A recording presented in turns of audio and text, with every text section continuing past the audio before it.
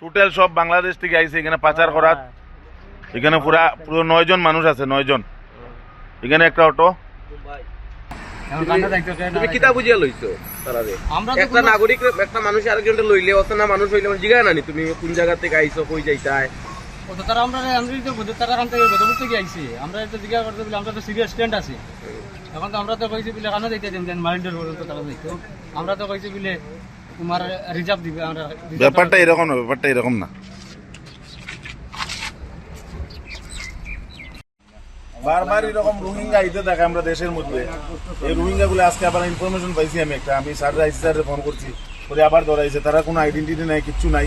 তারা ইউনিয়ন কি তার একটা কার্ড দেখাইছে, 2টা অটো ভর্তি করে লই আইছে আমরা লোকাল। এটা আমরা অ্যাকশন লইতে লাগবে। আর আমি কইয়া যাচ্ছি যে রোহিঙ্গার আমরা ভারতবর্ষের কোনো জায়গা নেই, বারবার কইছি। আমরা প্রশাসন আমরা সাপোর্ট করে, আমার এটা খুব ধন্যবাদ প্রশাসনরে। প্রশাসনের ব্যবস্থা লইব, আমরা ধরে আসছি টুলগেটের মধ্যে।